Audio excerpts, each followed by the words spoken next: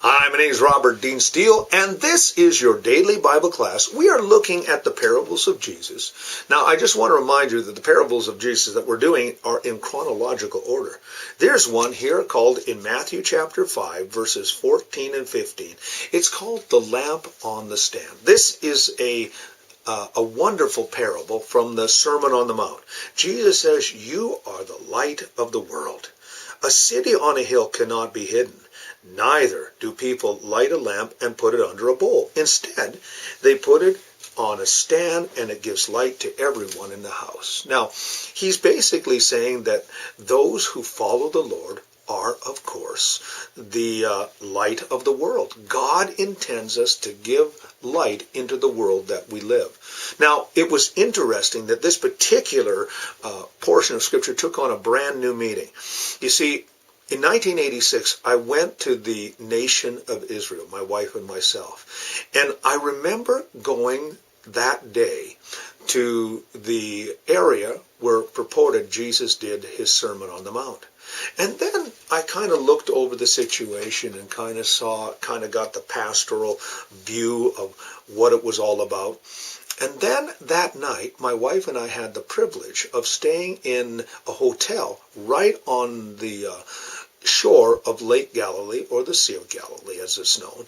And that night, as I was sitting on the terrace getting ready for bed, I was having a time of prayer, and I looked around and I saw all around the area. Now you have to understand, the Sea of Galilee is in kind of a natural depression. It's about 900 feet below sea level and is completely surrounded on each side by hills. And these hills are quite high. And on the top of these hills were these communities, these settlements, these cities. And all around them I could see me. And in my mind's eye, I could see Jesus talking about that. In the imagination of the people of that day, they could see the lights at night. And it just brought to me just the wonderful illustration that a city on a hill, when it's lit up, cannot be hid. When I was a young person, one of my favorite sights was driving south from Claresholm into Calgary. And in this one area, about 18 or 20 miles, you come over this escarpment, this hill, and laying before you is the great city of Calgary. And it's just literally miles and miles and miles of lights. This illustrates that a light on a hill, a city on a hill, cannot be hid. A light on a hill cannot be hid. God does not want your light to be hid. He wants your light to be shown. That's why he also said, with a second emphasis, he says, do people light a lamp and then put it under a bowl? No, of course not. That's not logical. What they do is they put it on a stand so it gives light to everyone in the house. God intended you to be a light. He did not want you to put your light under a bowl. He doesn't want the wonderful message of Jesus Christ hid away. We are called to love the Lord our God with all our heart, soul, mind, and strength, and love our neighbor as ourselves.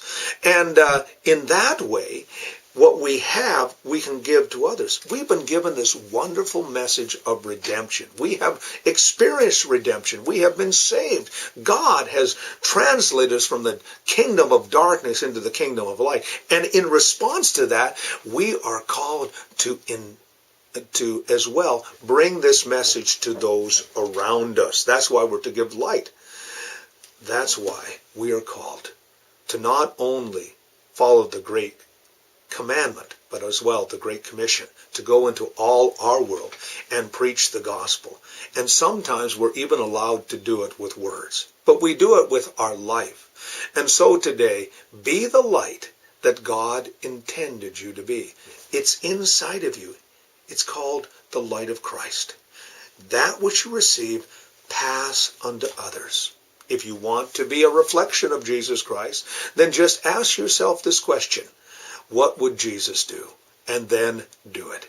And that way, you are a light in your world today. My name is Robert Dean Steele. You have yourself a great and godly day. This is your daily Bible class.